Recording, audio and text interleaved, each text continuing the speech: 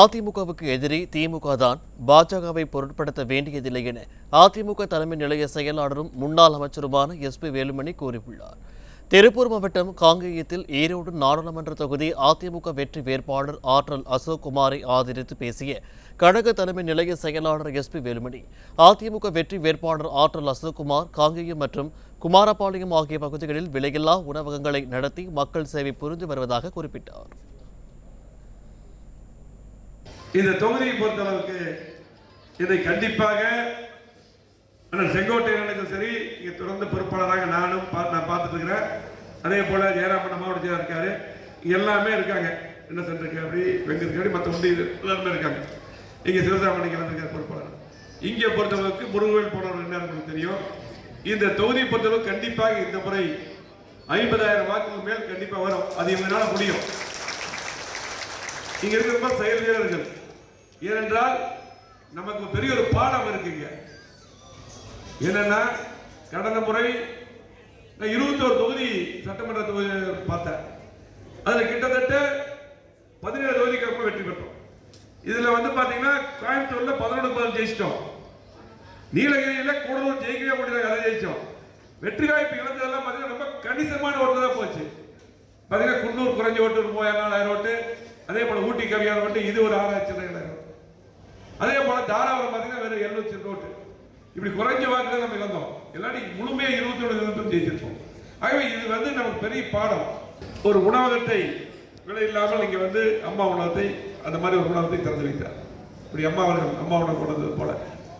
அதே போல குமரபாளையத்தில் திறந்து வச்சிருக்காரு. இன்னைக்கு மற்ற பகுதிகளில் திறந்து வச்சிருக்காரு. பின்னர் செய்தியாளர்களை சந்தித்த அவர், ஈரோடு தொகுதிகள் 50,000 வாக்குகள் வித்தியாசத்தில் ஆற்றல் அசோக்குமார் நிச்சயம் வெற்றி பெறுவார் என்று தெரிவித்தார். இதில் பார்த்தீங்கன்னா காங்கேயம் எப்பொழுதுமே அம்மாவுடைய கோட்டை, தலைவருடைய கோட்டை. அந்த அடிப்படையில் இந்த காங்கேயம் தொகுதிக்கு அத்தனை திட்டங்கள் அதிமுக.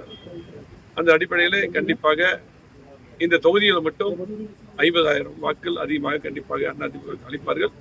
அந்த அடிப்படையில் எங்களது கழக தோழர்கள், கூட்டணி கட்சி சேர்ந்தவர்கள் பணியாற்றி கொண்டிருக்கிறார்கள். ஆகவே இன்றைக்கு இருக்கக்கூடிய களத்தில் இருக்கக்கூடிய வேட்பாளர்களே ஆற்றல் அசோக்குடைய வெற்றி உறுதி. எந்த மாற்றுக்கருத்தும் கிடையாது. இந்த வெற்றி வருகின்ற சட்டமன்ற தேர்தலில், நாடாளுமன்ற தேர்தல், சட்டமன்ற தேர்தலில் எடப்பாடி அவர்கள் முதலமைச்சராக உறுதி. நாம் தமிழ்நாட்டு மக்கள் முடிவு பண்ணிட்டாங்க. ஏன்னா இந்த திட்டமே இன்னைக்கு திமுக தரல.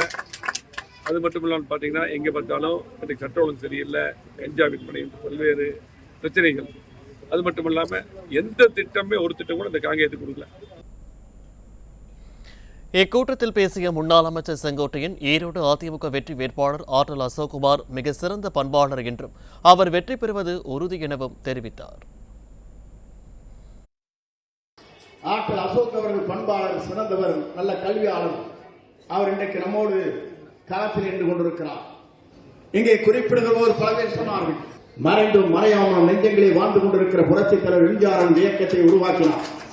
நாளை குறிப்பிடுவதற்கு காரணம், இந்திய நாட்டின் வரலாற்றில், தமிழகத்தின் வரலாற்றில் ஒரு தலைவர் தோன்றினால், திரைப்படமாக இருந்தாலும் சரி, அரசியல் உலகமாக இருந்தாலும் சரி, அவரை வெல்வதற்கு இந்த மண்ணிலே எவரும் பிறக்கப் போவது என்று வரலாற்றை படைத்த ஒரே தலைவர் தான் புரட்சித் தலைவர் என்று நான் நேரத்தை கோரிக்கை காட்ட விரும்புகிறேன்.